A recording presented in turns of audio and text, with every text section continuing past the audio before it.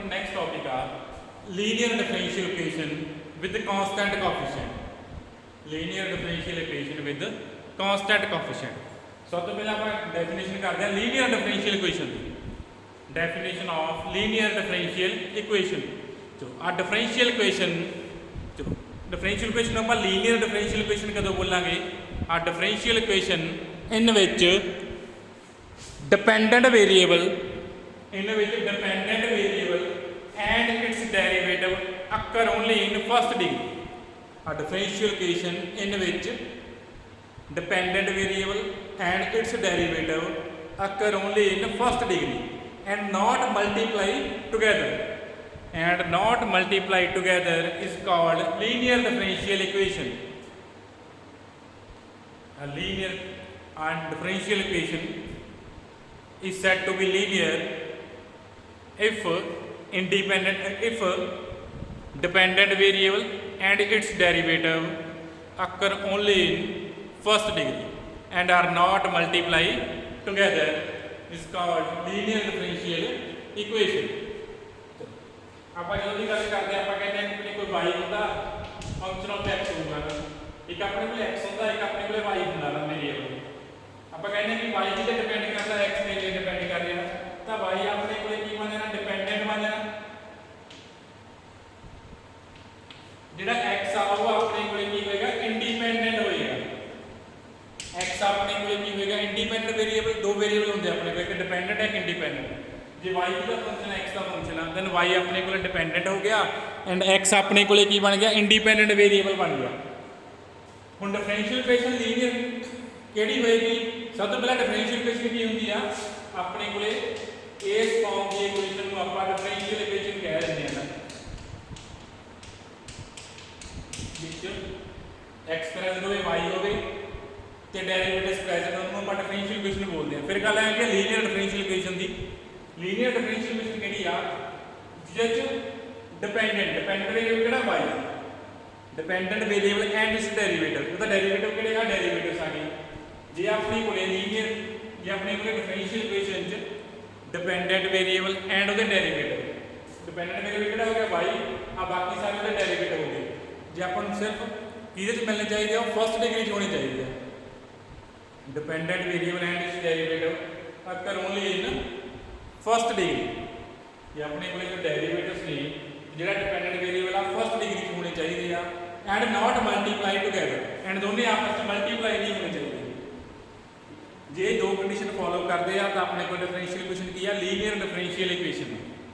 अपने को केरी differential equation है फिर वो लीनियर डिफरेंशियल इक्वेशन आ जे y एंड द डेरिवेटिव की डिग्री चेंज हो गई मीनस y स्क्वायर आ गया या अपने को डेरिवेटिव के स्क्वायर वगैरह आई जाते पे ने फिर वो अपने को की है नॉन लीनियर डिफरेंशियल इक्वेशन बन जानी है ਜਾਂ ਜੇ y ਦੇ ਉਹਦੇ ਡੈਰੀਵੇਟਿਵ ਕਿਤੇ ਮਲਟੀਪਲਾਈ ਚ ਆ ਗਿਆ ਫੋਰ ਐਗਜ਼ਾਮਪਲ ਜੇ ਆਪਾਂ ਗੱਲ ਕਰੀਏ ਇੱਕ ਨॉन ਲੀਨੀਅਰ ਡਿਫਰੈਂਸ਼ੀਅਲ ਇਕੁਏਸ਼ਨ ਹੈ ਕਿਉਂਕਿ y ਤੇ ਉਹਦੇ ਡੈਰੀਵੇਟਿਵ ਆਪਸ ਕੀ ਹੋ ਗਏ ਮਲਟੀਪਲਾਈ ਹੋ ਗਏ ਇਹ ਆਪਣੇ ਕੋਲ ਕੀ ਹੈ ਨॉन ਲੀਨੀਅਰ ਆ ਜਾਂ ਆਪਣੇ ਕੋਲ ਹੋਰ ਕੀ ਨॉन ਲੀਨੀਅਰ ਦੀ ਜੇ ਐਗਜ਼ਾਮਪਲ ਕਰਦੇ ਜੇ ਆਪਾਂ ਇਹਦੀ ਗੱਲ ਕਰੀਏ आ भी एक नॉन लीनियर इक्वेशन है बिकॉज इसके डेरिवेटिव की डिग्री चेंज हो गई डेरिवेटिव की डिग्री कितनी होने की 2 होने लग गई ना ये अपने को नॉन लीनियर दी एग्जांपल आ ਆਪਾਂ ਗੱਲ ਕਰ ਰਹੇ ਲੀਨੀਅਰ ਦੀ ਲੀਨੀਅਰ ਕਿਹੜੇ ਹੋਣਗੇ ਇੱਕ ਤਾਂ ਡਿਗਰੀ 1 ਹੋਣੀ ਚਾਹੀਦੀ ਹੈ y dependent variable the and the derivative the and दोनों आपस में मल्टीप्लाई होनी चाहिए जो दोनों कंडीशन सैटिस्फाई करते हैं तो वो लीनियर ने अदरवाइज जे आ पॉसिबिलिटी बन गई कि बन जाए नॉन लीनियर इक्वेशन बन जाए तो ਆਪਾਂ टॉपिक स्टार्ट करना चलो ये ਤੁਸੀਂ ਲੈਕਚਰ ਚ ਪੜ੍ਹੀ ਜਾਂ ਆਪਾਂ ਸਾਰਾ ਆਪਾਂ ਪਹਿਲਾਂ ਗੱਲ ਕਰ ਚੁੱਕੇ ਹਾਂ linear and ਨॉन linear the next ਆਪਣੇ ਕੋਲੇ ਜੋ ਆਪਾਂ ਟੌਪਿਕ ਸਟਾਰਟ ਕਰਨਾ ਵਾ linear differential equation with constant coefficient linear differential equation with constant coefficient तो ये डेफिनेशन करते हैं and differential equation of the form किस फॉर्म की डिफरेंशियल इक्वेशन अपने को p not into nth derivative P1 into n minus 1 derivative plus P2 into n minus 2 derivative up to so on। किया जाएगा Pn minus 1 आ जाएगा, नाल first derivative आ जाएगा plus Pn into y is equal to Q। जे अपने को इस type की differential equation मिलती है, इस टाइप की n डेरिवेटिव पे n minus 1 डेरिवेटिव, फिर डेरिवेटिव का डी आ रहा है y तक जा रहा है, फर्स्ट डेरिवेटिव लास्ट में y, where P0 P1 P2 up to so on Pn are constant and Q is function of x only, and Q is a function of x only। जे कोई differential equation आ condition satisfy कर रही है तो आप की बोलांगे linear differential equation बोलांगे। ठीक है, P0 derivative plus P1 n minus 1 derivative, अभी ये डेरिवेटिव जा रहा है तो जेडे ये P0 P1 P2 up to so on Pn ने ये सारे कांस्टेंट होने चाहिए। इसे करके क्या लीनियर डिफरेंशियल इक्वेशन हो गए तो दे कोएफिशिएंट के आ सारे कोएफिशिएंट है P0 P1 P2 up to so on Pn के ਉਹਦੇ कोएफिशिएंट्स ने ये कोएफिशिएंट की चाहिए कांस्टेंट चाहिए। जेड़ा राइट साइड ते क्यों पिया वो अपने को की होना चाहिए ओनली फंक्शन ऑफ x हो गया, क्यों is function of x only. तेनों को बोलता है कि linear differential equation with constant coefficient if P0 की हो गया नॉन जीरो, जो आप P0 की हो गया नॉन जीरो तो फिर अपन बोल देंगे कि या nth order linear differential equation, फिर ये अपने को की बन गया nth ऑर्डर की लीनियर डिफरेंशियल इक्वेशन बन गई nth order linear differential equation with constant coefficient. J P0 की हो गया नॉन जीरो अपन पता जी ऑर्डर डिफाइन करोगे तो P0 की करना पैना अपन नॉन जीरो रखना पैना। जे P0 जीरो हो गया तो फिर ये की बन जाए n minus 1 ऑर्डर की डिफरेंशियल इक्वेशन बन जानी है। ठीक है, जे P0 नॉन जीरो है फिर n ऑर्डर की अपने को लीनियर डिफरेंशियल इक्वेशन है विद कांस्टेंट कोएफिशिएंट। हुण आप इस चैप्टर च आही इक्वेशन सॉल्व करनी है linear differential equation with constant coefficient. आ P0 P1 P2 up to सो ऑन सारे की ने कांस्टेंट्स ने ते Q की दा फंक्शन आ x दा फंक्शन आ ओनली x। तो सॉल्व करते हैं इस डिफरेंशियल इक्वेशन को आप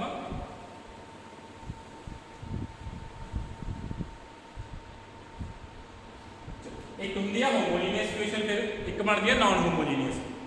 इफ जे Qx की हो गया जीरो बन गया देन आप कह रहे हैं इक्वेशन की आ होमोजीनियस।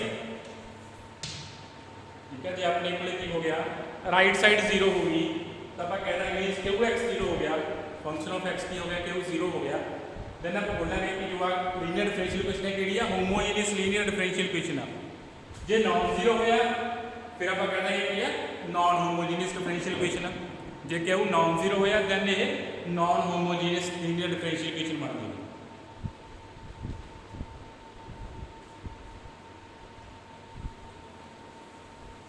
सब तो पहले आप लिखना सिंबॉलिक फॉर्म में लिखना इन सिंबॉलिक फॉर्म डिफरेंशियल इक्वेशन को सिंबॉलिक फॉर्म जब आप किमें लिखना। ठीक है, SF मीन किया सिंबॉलिक फॉर्म, सिंबल दे देना आप सिंबल की फॉर्म लिख देना। आप की चूज करते हैं कि जो डी आ की बन गया कैपिटल डी की पुट करते हैं d on dx एंड d square second derivative dq third ये सिंबल सब आप पुट करते हैं up to so on d की पावर n की जे इक्वल nth डेरिवेटिव देना। ठीक है, सिंबल सब आप यूज करते हैं कि जो आप first derivative d upon dx d upon dx d put करना है capital d square upon dx square d square q वाले ਨੂੰ dq nth डेरिवेटिव ਨੂੰ d ਦੀ कैपिटल d ਦੀ पावर है। जो ये पुट करते हैं अपने को इक्वेशन की चेंज हो जाएगी, सिंबॉलिक फॉर्म चेंज हो जाएगी। तो इन्हें यूज करते हैं आप इक्वेशन ਨੂੰ चेंज करते हैं। ये आ गया P0 d की पावर है y ਨਾਲ ਐਜ਼ ਨਹੀਂ ਜਾਣਾ y प्लस p1 d की power n minus 1y plus d p2 n minus 2y up to so on pn minus 1 dy plus pny is equal to q pny is equal to q ठीक है आपने बोले symbolic form चाहिए ठीक है equation के लिए जाके आपने बोले सिंबॉलिक फॉर्म चाहिए जे हुण अपन लिखना होवे ओरे नु की लिख सकते हैं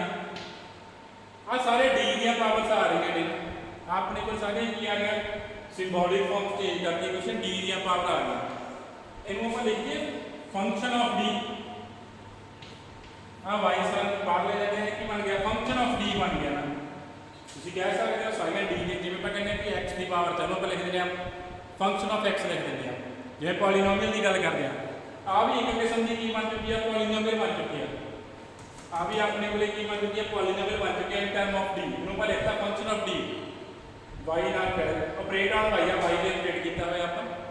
ਕਿਵੇਂ ਲਿਖਾ function of d operated on y ਠੀਕ ਹੈ ਡੈਰੀਵੇਟਿਵ ਕਰ ਰਹੇ ਆ ਆਪਾਂ ਉਹਨਾਂ ਸਾਰਿਆਂ ਨੂੰ ਸਿੰਬੋਲਿਕ ਫਾਰਮ ਚ ਚੇਂਜ ਕੀਤਾ ਫੰਕਸ਼ਨ ਆਫ d ਕਰਨਾ means in term of d ਕੀ ਆ ਪੋਲੀਨੋਮੀਅਲ ਆ ਗਿਆ ਆਪਾਂ ਨੂੰ ਇਸ ਤਰ੍ਹਾਂ ਸਿੰਬਲਾਈਜ਼ ਕਰਤਾ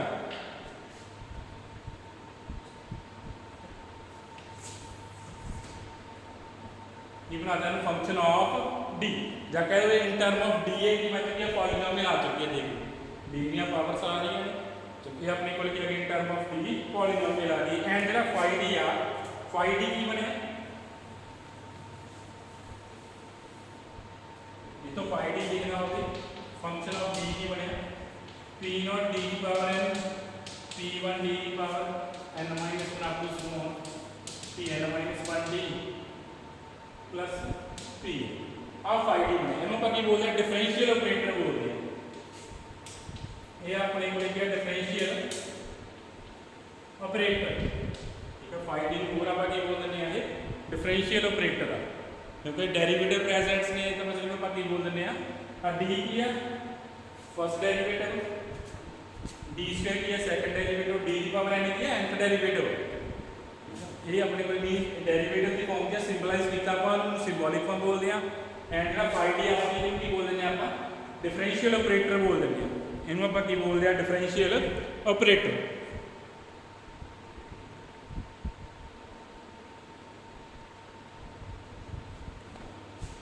होमोजेनियस लीनियर डिफरेंशियल इक्वेशन की अपन गल कर रहे हैं कि होमोजेनियस इक्वेशन की होगी होमोजेनियस की अपन गल कर चुके हैं होमोजेनियस केड़ी है आ अपने को लिखिया होमोजेनियस लीनियर डिफरेंशियल इक्वेशन ये केहू दी वैल्यू की है होमोजेनियस लीनियर डिफरेंशियल इक्वेशन तो मैं शॉर्ट फॉर्म में लिखता है कि होमोजेनियस लीनियर डिफरेंशियल इक्वेशन आना अपने को सिंबॉलिक फॉर्म में लिखी हुई है आप चलो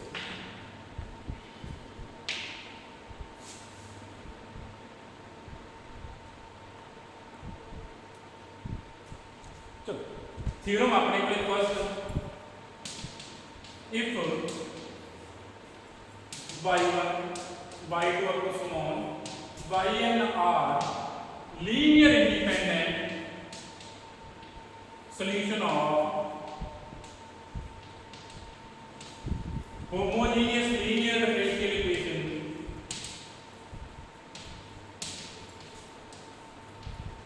then इन्होंने ली जे अपने को की एक homo nth order homogeneous linear differential equation पई है ना तो राइट साइड से 0 है तो होमोजेनियस बन गया थ्योरम अपने को जे कहता अपने को n linear independent solution exist करता है होमोजेनियस लीनियर डिफरेंशियल इक्वेशन दे जे अपने को n सॉल्यूशंस एग्जिस्ट करते हैं सारे सॉल्यूशन की चाहिए लीनियरली इंडिपेंडेंट होण देन इनका लीनियर कॉम्बिनेशन की होएगा देन इनका लीनियर कॉम्बिनेशन करते हैं is a complete solution of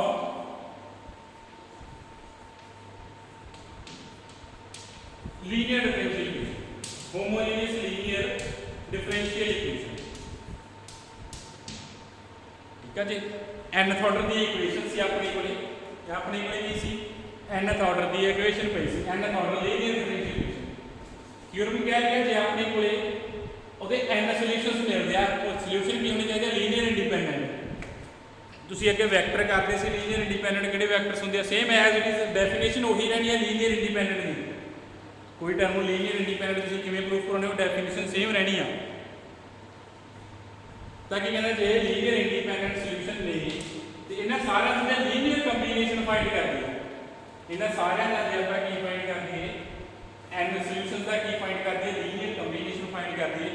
वो भी सोल्यूशन रहता वा ਉਹਨੇ भी फिर की बन जाना सोल्यूशन बन जाना लीनियर डिफरेंशियल इक्वेशन का एंड उस सोल्यूशन को ਆਪਾਂ की बोलते हैं कंप्लीट सोल्यूशन बोलांगे उस सोल्यूशन को ਆਪਾਂ की बोलना वा कंप्लीट सोल्यूशन बोलांगे ये थ्योरम तुसी करोगे इजी आ सोल्यूशन गिवन है जिस y1 सोल्यूशन है y1 सैटिस्फाई करूंगा y2 सोल्यूशन है y2 सैटिस्फाई करूंगा तो इहदे बेस पे थ्योरम हो जाएगी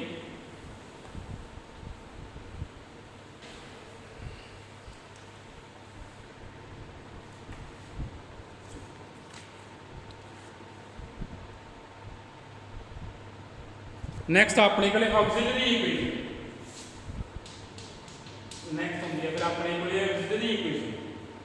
जो जोड़ा अपना डिफरेंशियल ऑपरेटर लिखा सी फाई डी को जीरो पुट कर दोगे तो वह अपने को बन जानी है ऑक्सीलरी इक्वेशन बन जानी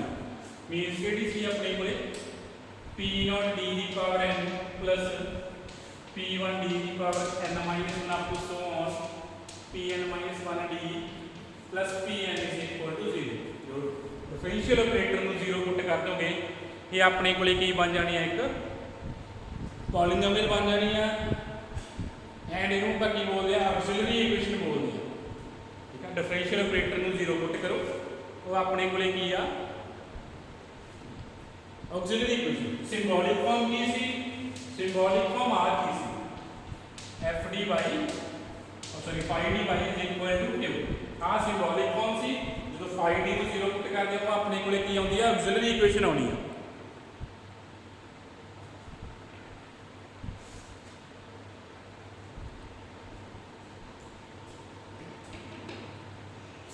ये आप पहले कह सकते हैं कि ये पॉलीनोमियल है इनको आप सॉल्व करना है तो डी दी वैल्यूज फाइंड करेगा इनको आप सॉल्व करके की करेगा करना डी दी वैल्यूज फाइंड करेगा करनी है फिर मीन एक की बड़ी पॉलीनोमियल के फॉर्म बन गई इनको आप सॉल्व करके डी दी वैल्यूज मीन रूट्स फाइंड करेगा करना है डी दी इनको पॉलीनोमियल कंसीडर करना चाहे इक्वेशन आए पॉलीनोमियल इक्वेशन ही बनी एक तरह की ये इन टर्म ऑफ डी इनको आप सॉल्व करके डी दी वैल्यूज फाइंड करेगा करेंगे एंड उसके अकॉर्डिंग इक्वेशन का सोल्यूशन लिखा जाएगा चलो हुण आप सॉल्व करते हैं homogeneous linear differential equation solution of homogeneous linear differential equation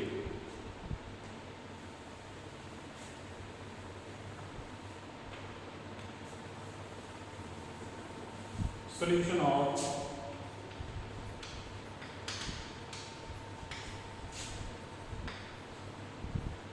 homogeneous linear differential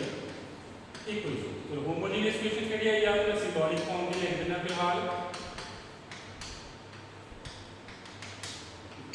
JD मर्जी फॉर्म तुसी एक्सप्रेस कर दो इक्वेशन में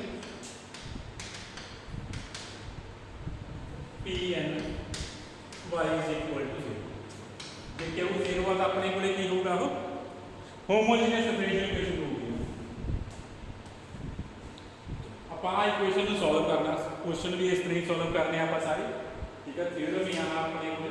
कि आप इस क्वेश्चन भी करना सॉल्व करना होमोजीनियस में नॉन होमोजीनियस बाद सॉल्व करेंगे नॉन होमोजीनियस सॉल्व करने सब तो पहले अपन की सॉल्व करना पैंती है होमोजीनियस इक्वेशन सॉल्व करनी पैंती है तो वो लिए आप फिलहाल सॉल्व करते हैं homogeneous differential equation symbolic form में लिखिए भी आपने फिर आप ऑक्सिलरी इक्वेशन लिखते हैं ऑक्सिलरी इक्वेशन की आएगी फाई डी को जीरो पुट कर देना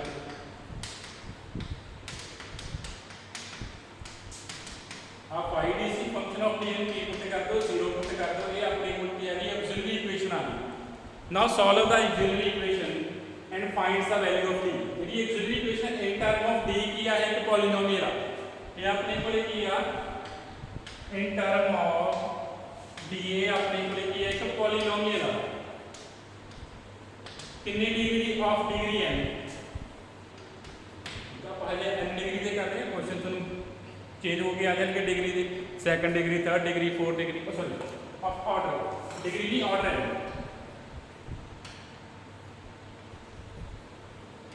ठीक है, अपने को एक पॉलीनोमियल पई आ, जो पॉलीनोमियल की गल करोगे डिग्री भी कह सकते हो क्योंकि पॉलीनोमियल आ, जो डिफरेंशियल इक्वेशन की गल करोगे ऑर्डर है, इस करके मैं कन्फ्यूजन हो ऑर्डर ही लिखता कि ऑर्डर एन आ। ठीक है, डिग्री ऑर्डर से कन्फ्यूज ना हो जाए। ठीक है, वैसे पॉलीनोमियल जो आप डिग्री कहने कि सैकंड डिग्री की पॉलीनोमियल उन्होंने क्वाड्रेटिक बोल देंगे क्योंकि इक्वेशन आ 3 डिग्री की, ये पॉलीनोमियल बनी है डिग्री एन का ऑर्डर ही कहता, मैंने ऑर्डर ना ही नाम देता। सब तो पहले आप इस पॉलीनोमियल की फाइंड करते हैं, रूट्स फाइंड करते हैं, find roots of this find roots. ये जी इक्वेशन आई है आप फाइंड करते हैं, रूट्स फाइंड करते हैं। चलो रूट्स आ बहुत सारे आ सकते हैं अपने को 3-4 केस बन गए, आप फर्स्ट केस करते हैं 3 to 4 केस बन सकते हैं अपने को, फर्स्ट केस करते हैं। हम जहाँ तक सारे रूट्स की हो सकते हैं अपने को real and distinct. Auxiliary first case की बनूंगा अपने को ऑक्सिलरी इक्वेशन है real and distinct root. Auxiliary equation के सारे रूट्स की आ रहे रियल आ रहे हैं तो डिस्टिंक्ट आ रहे हैं। सैकंड केस बन सकता कि रूट्स रियल ने पर कोई दो इक्वल ने। थर्ड केस की बन सकता कि रूट रियल ने कोई 3 रूट्स इक्वल आ रहे हैं, उमें फिर जिन्हें मर्जी केस बना लो। फिर बन सकता कि रूट्स रियल ने 4 रूट्स इक्वल आ रहे हैं, इक्वल हो गए है ना। फिर रूट होर की बन सकता कि रूट्स इमेजनरी आने लग गए कि एक रूट अपने को इमेजनरी आ गया। अपन पता जो एक रूट इमेजनरी आता नाल उसका कंजूगेट पेयर भी आऊगा। चलो जो 2 रूट इमेजनरी आने लग जाए, इसका मतलब जो 2 रूट इमेजनरी आ एक पिछों 4 बन जाने क्योंकि उन्होंने कंजू imaginary root always existent conjugate pair ना। सिमिलरली रूट्स अपने को इरेशनल भी हो सकते हैं, सारे डिपेंड करते हैं किमें करना। तो फर्स्ट केस करते हैं आप auxiliary equation have real and distinct root. Auxiliary equation have real and distinct root. Let कर इन नाम दे दिया आप 1 ऑक्सिलरी इक्वेशन। सपोज कर लो m1 m2 up to so on mn are roots of first कि फर्स्ट ਨੂੰ ਸੋਲਵ ਕੀਤਾ ਆਪਾਂ रूट्स फाइंड कर रहे हैं। फर्स्ट ਨੂੰ ਸੋਲਵ ਕੀਤਾ ਆਪਾਂ ਇਸ n ਦੇ n रूट्स फाइंड कर रहे हैं m1 m2 up to so on mn की आ गया अपने को n रूट्स आ गए। केस कर रहे हैं सारे रूट्स की है रियल एंड डिस्टिंक्ट, सारे रूट की है रियल एंड डिस्टिंक्ट। इनको अपन नाम दे देते हैं a, चाहे वो 1 का और 2 का।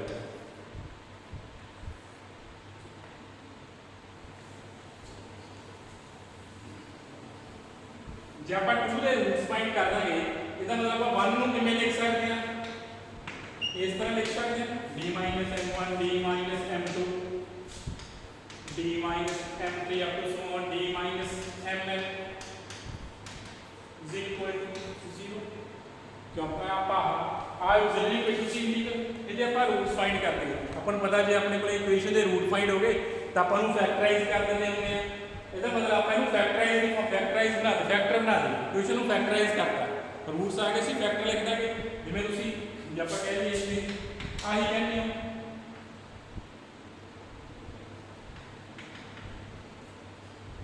ਆ ਇੱਕ ਪੋਲੀਨੋਮੀਅਲ ਆਪਣੇ ਕੋਲ 2 ਡਿਗਰੀ ਦੀ, ਇਹਨੂੰ ਤੁਸੀਂ ਫੈਕਟਰਾਈਜ਼ ਕਰੋਗੇ ਆਪਣੇ ਕੋਲ ਆ ਬਣ ਜਾਏਗਾ। ਉਸੇ ਤਰ੍ਹਾਂ ਇਹ ਡੀ ਚ ਪੋਲੀਨੋਮੀਅਲ ਸੀ ਦੇ ਫੈਕਟਰ ਬਣਾ ਦੇ, ਆ ਫੈਕਟਰ ਬਣ ਗਏ ਆਪਣੇ ਕੋਲ ਸਾਰੇ। ये अपने को की आ गए फैक्टर आ गए। हूँ ये कि इक्वल आ 0 के इक्वल आ, अपने को कि इक्वल आ 0 के equal uh.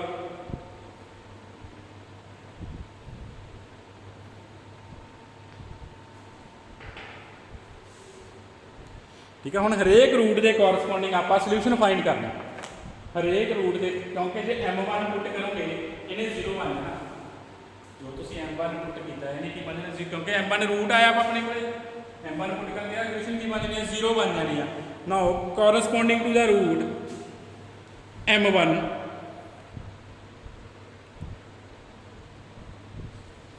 Corresponding to root m1 m1 ਦੇ ਕੋਰਸਪੋਂਡਿੰਗ ਆਪਾਂ ਸੋਲੂਸ਼ਨ ਫਾਈਂਡ ਕਰਨਾ ਕੰਸੀਡਰ ਕਰ ਲਿਆ ਆਪਾਂ ਕੰਸੀਡਰ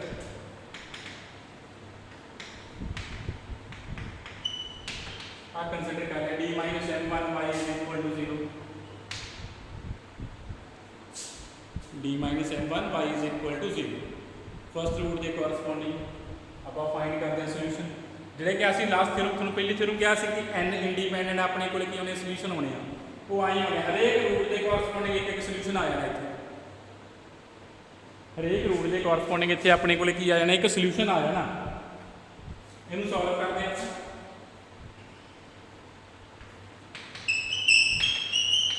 मैं दोबारा सिंपल को दोबारा डेरिवेटिव की फॉर्म चेंज करता dy upon dx minus m1y is equal to q dy upon dx minus m1y is equal to q ਆਪਾਂ 1 by 1 ਸੋਲਵ ਕਰਨ ਲੱਗੇ ਇਹਨੂੰ ਮੈਂ ਸ਼ਫਲ ਕੀਤਾ ਇੱਥੇ ਲੈ ਗਿਆ ਠੀਕ ਹੈ d minus m1 ਨੂੰ ਆਪਾਂ ਇਹਨੂੰ ਚੇਂਜ ਕਰਕੇ ਇੱਥੇ ਲੈ ਗਏ d minus m1 ਫਿਰ ਆਪਾਂ ਲਾਸਟ ਤੋਂ ਸੋਲਵ ਕਰਨਾ ਸਟਾਰਟ ਕਰਤਾ ਤੁਸੀਂ m1 ਤੋਂ ਸਟਾਰਟ mn ਤੋਂ ਸਟਾਰਟ ਕਰਨਾ mn ਤੋਂ ਸਟਾਰਟ ਕਰ ਦਿਓ इसने किया कि मैं इस तरह लिख लिया पहला आप वेक्टर सॉल्व करना शुरू करता मैं सॉल्व करना स्टार्ट करता आप जिमें जिमें वेक्टर सॉल्व हो जाएगा उमें आप वैल्यू पुट करते पर क्या डिफरेंशियल ऑपरेटर बाई से ऑपरेट कर रहे हैं आप 1 by 1 ਨੂੰ सॉल्व करी जाते हैं जी वैल्यू आएगी दूसरी से अप्लाई करी चलेंगे मैं आप फर्स्ट सॉल्व करता दूसरी से अप्लाई कर देंगे ਇਹਨੂੰ ਸੋਲਵ ਕਰੋ ਆਪਣੇ ਕੋਲ ਇੱਕ ਡਿਫਰੈਂਸ਼ੀਅਲ ਇਕੁਏਸ਼ਨ ਬਣੀ ਆ ਇਜ਼ ਇਕੁਅਲ ਟੂ 0 ਸੀ ਇਹਨੂੰ ਸੋਲਵ ਕਰਕੇ ਆਪਾਂ y ਦੀ ਵੈਲਿਊ ਫਾਈਂਡ ਕਰਦੇ ਹਾਂ ਇਹਨੂੰ ਸੋਲਵ ਕਰੋ y ਦੀ ਵੈਲਿਊ ਤੁਸੀਂ ਫਾਈਂਡ ਕਰੋ ਕੀ ਹੈ e ਦੀ ਪਾਵਰ m1x ਆ ਗਈ ਆ ਤੁਸੀਂ ਸੋਲਵ ਕਰਨੀ ਇਹ first order linear differential equation ਆ ਇਹਨੂੰ ਸੋਲਵ ਕੀਤਾ ਆਪਣੇ ਕੋਲ y ਕੀ ਹੈਗਾ e ਦੀ ਪਾਵਰ m1x ਆ ਗਿਆ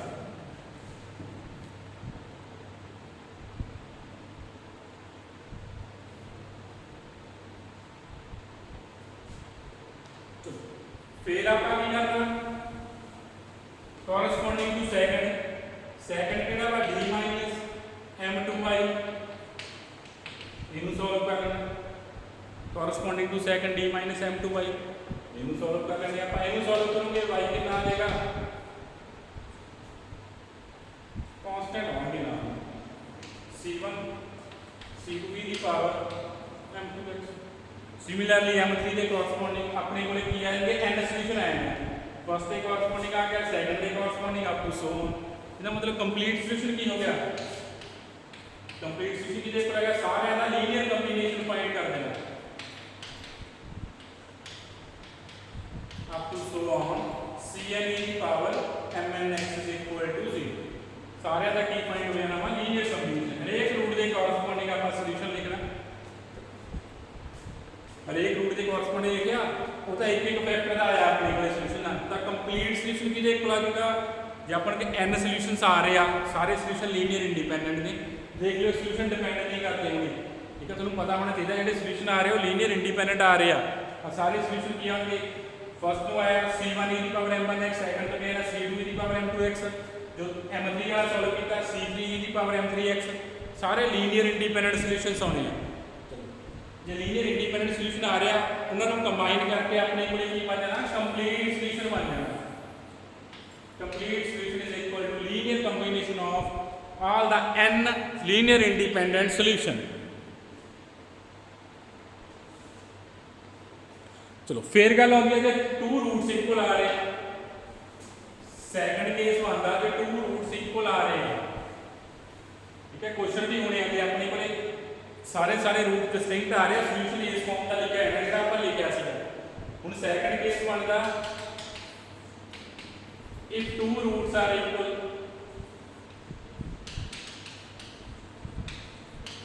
सपोज कर लो m1 ਤੇ m2 इक्वल आ गए सपोज कर लो m1 एंड m2 इक्वल आ गए बाकी सारे क्या डिस्टिंक्ट आ बाकी सारे क्या डिस्टिंक्ट है इन्होंने अपन कॉमन नेम दे देते हैं इन्होंने अपन कॉमन नेम m ਨਾਲ डिफाइन करते हैं कॉमन नेम किधर ना डिफाइन करता है m ना तो सपोज कर लो दो रूट से इक्वल आए तो इक्वेशन किमें लिखी जाऊगी अपने को d माइनस m का स्क्वायर अब तो so on d minus m n y is equal to 0 इस तरह लिखी जाऊगी इक्वेशन फैक्टराइज करते हैं अपन क्योंकि रूट रिपीट किया m1 तो m2 कॉमन नहीं m कहता d माइनस m का स्क्वायर आ गया। हुण आपां नूं इन्हां दे कॉरस्पोंडिंग सॉल्यूशन का पता ही नहीं किहदे m3 दे जिहड़े सिग्नल वा उन्हां दे आपां लास्ट अप्लाई कर चुके हैं सॉल्यूशन कल्ले कल्ले फैक्टर दा आपां सॉल्यूशन फाइंड कर देना। d माइनस m3 का सॉल्यूशन की होना y is equal to c3 जो कांस्टेंट जो मान c e the power m3x n वाले का की होना constant into e the power mnx।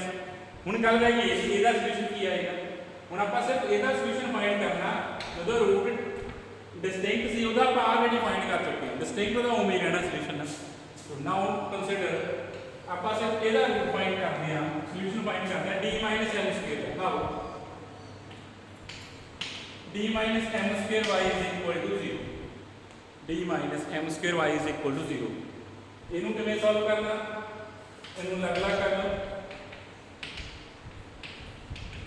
पहला एक फाइंड करना पहला एक का सॉल्यूशन फाइंड कर ਇਹਦਾ ਆਪਾਂ ਸੋਲੂਸ਼ਨ ਆਲਰੇਡੀ ਫਾਈਂਡ ਕਰ ਚੁੱਕੇ ਹਾਂ। ਇਹਦਾ ਸੋਲੂਸ਼ਨ ਕੀ ਆਊਗਾ c1 e ਦੀ ਪਾਵਰ mx ਆਊਗਾ ਨਾ ਫਾਈਂਡ ਕਰ ਲਿਓ ਇੱਧਰ ਫਾਈਂਡ ਕਰ ਲਿਓ d my is equal to 0 dy by dx minus m और डिफरेंशियल इक्वेशन सॉल्व कर लियो तो सॉल्यूशन आ जाएगा y is equal to c1 e ਦੀ ਪਾਵਰ mx।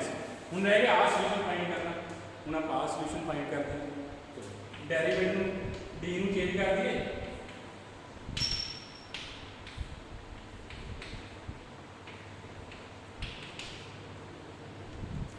c1 e ਦੀ ਪਾਵਰ m1x ਇਹਨੂੰ ਮੈਂ ਨਾਮ ਦੇ ਦੇਣਾ z ਇਹਨੂੰ ਆਪਾਂ ਨਾਮ ਦੇ ਦਿੰਦੇ ਆ z ਦਾ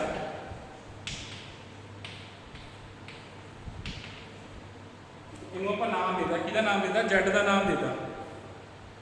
ਠੀਕ ਹੈ ਨਾਮ ਦੇਦਾ ਆਪਾਂ z ਦਾ ਆਪਣੇ ਕੋਲ ਹੀ ਨਾਮ ਦੇਦਾ z ਦਾ ਵੈਸੇ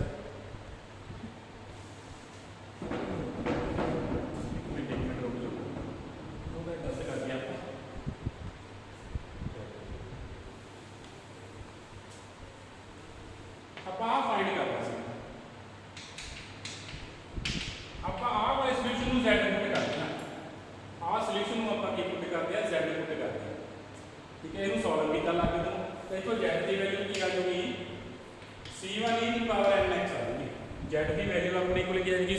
ਦੀ ਪਾਵਰ mx ਬਣ ਜੂਗੀ c1 e ਦੀ ਪਾਵਰ mx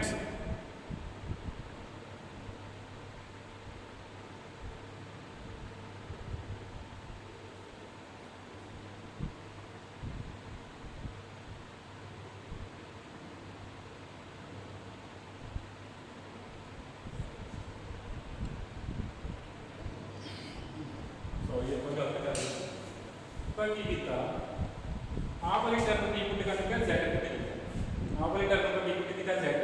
ते बाकी के टर्म बच गई इट मीन दो अलग-अलग टर्म बच गई आ टर्म की बच गई d minus my is equal to 0 आ टर्म का की पुट करता सॉरी z पुट करता ठीक है पुट किया आप वाली टर्म नु z पुट किया आप इनू सॉल्व करना पहला इनू सॉल्व करोगे की बन गया dz upon dx minus mz upon is equal to 0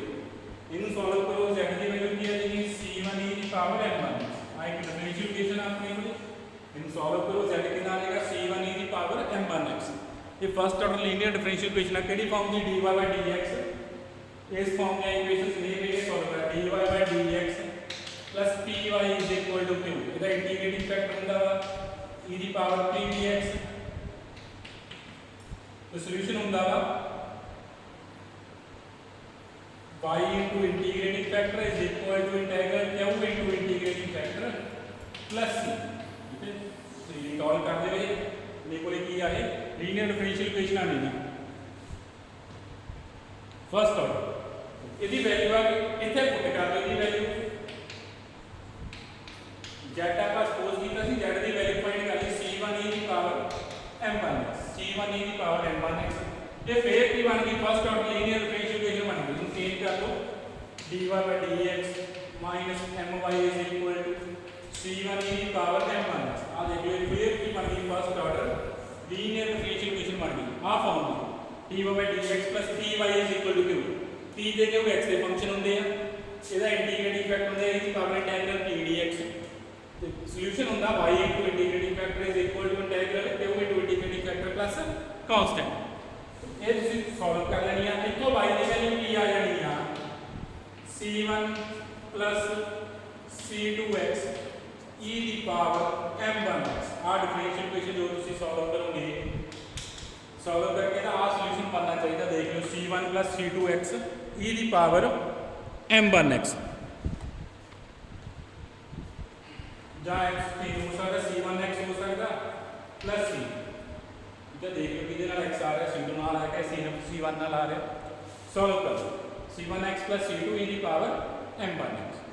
ਸੋ ਇਹ ਉਸ ਕੇਸ ਸੋਲੂਸ਼ਨ ਹੋਣਾ ਜੋ ਰੂਟ ਰਿਪੀਟ ਕੀਤਾ m ਨਹੀਂ, ਸੌਰੀ ਇੱਥੇ m ਚੱਲ ਰਿਹਾ ਸਾਰੇ ਕਿਤੇ ਆਪਣੇ ਕੋਲ ਕੀ ਚੱਲ ਰਿਹਾ m ਚੱਲ ਰਿਹਾ। ਇਹ ਆਪਣੇ ਕੋਲ ਉਸ ਕੇਸ ਸੋਲੂਸ਼ਨ ਹੈ ਜੋ ਦੋ ਰੂਟ ਰਿਪੀਟ ਕਰਦੇ ਸੀ। ਜੇ ਰੂਟ ਰਿਪੀਟ ਕਰ ਰਹੇ ਆ ਆਪਣੇ ਕੋਲ ਸੋਲੂਸ਼ਨ ਇਸ ਫਾਰਮ ਦਾ ਹੋਣਾ c1x plus c2 e ਦੀ ਪਾਵਰ mx। ਤੇ ਸਿੰਗਲ ਸੋਲੂਸ਼ਨ ਤੁਹਾਨੂੰ ਪਤਾ ਹੀ ਆ, ਆਪਾਂ ਬਸ ਕੇਸ ਡਿਸਕਸ ਕਰ ਹੀ ਲਿਆ। ਠੀਕ ਆ, ਉਹ ਸੋਲੂਸ਼ਨ ਹੋਣਾ ਆਪਣੇ ਕੋਲੇ ਸਿੰਗਲ ਰੂਟ ਦੇ ਕੇਸ ਜਦੋਂ ਰੂਟ ਕੀ ਆ ਰਿਪੀਟ ਨਹੀਂ ਕਰ ਰਿਹਾ।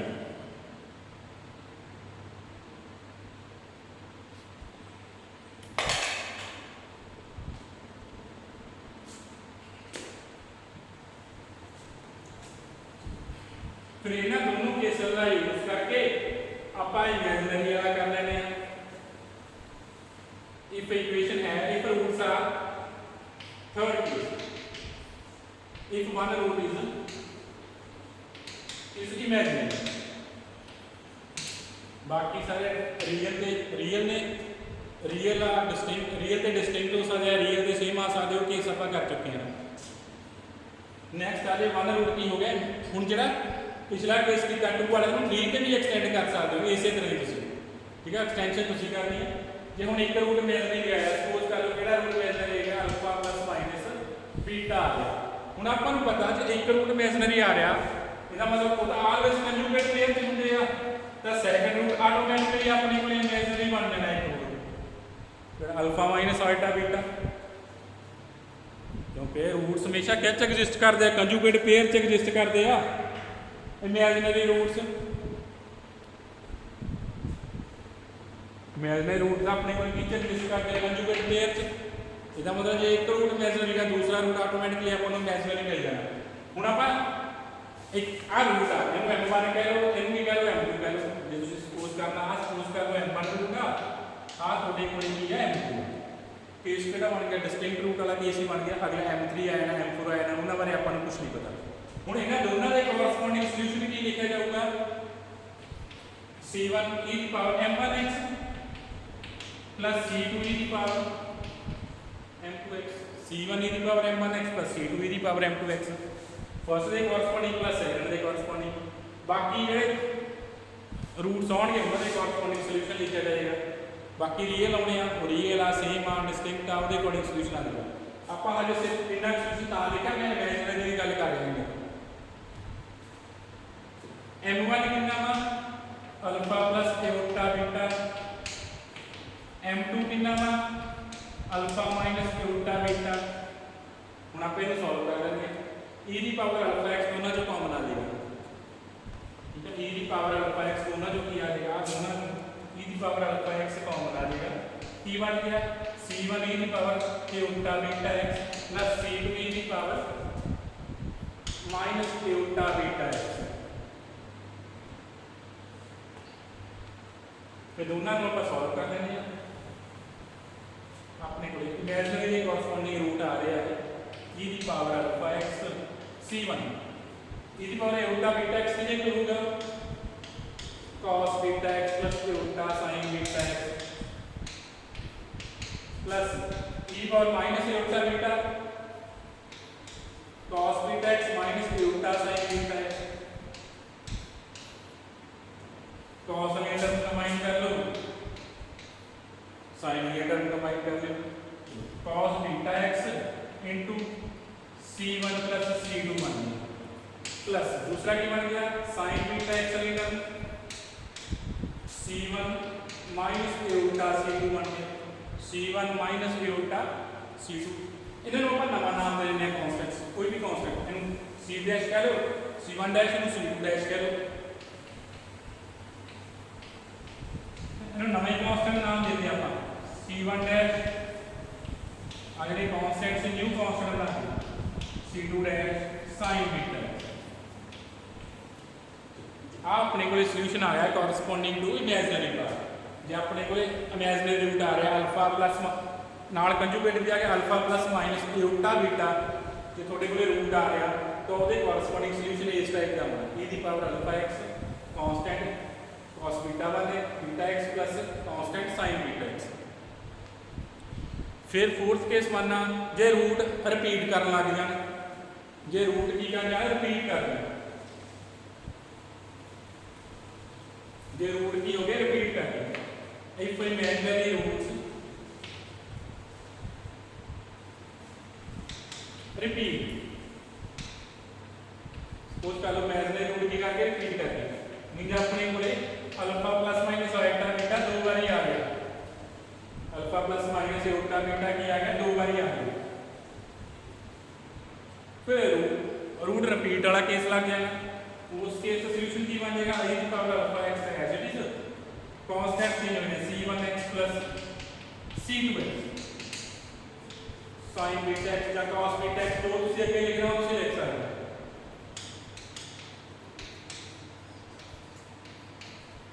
ये रूट रिपीट करते हैं फिर इस टाइप का सिस्टम बनना रिपीटेड के केस आ लग रहा है कांस्टेंट आ जाते हैं कांस्टेंट जे नॉन रिपीटेड कल्ला कांस्टेंट आ जो रिपीट करता तो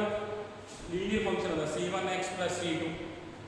जो तीन बार रिपीट कर दे फिर आपको ऑलरेडी तो शुरू होना c1x स्क्वायर c2x c3 तो ये सी अपने को सारा work for linear differential equation with constant coefficient ਹੁਣ ਥਰੂ ਆਊਟ ਆਪਾਂ ਕਾਫੀ ਚੈਪਟਰ ਕਰਨੇ ਆ ਆਹੀ ਇਕੁਏਸ਼ਨ ਸੋਲਵ ਕਰਨੀ ਆ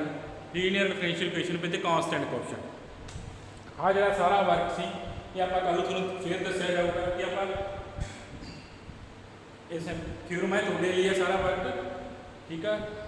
ਆਪਾਂ ਕੱਲ ਕਰਾਂਗੇ ਕੁਐਸਚਨਸ ਕਿਵੇਂ ਕਰਨੇ ਆ ਤੇ ਕੋਸ਼ਿਸ਼ ਕਰਾਂਗੇ ਕਰ ਸਕਦੇ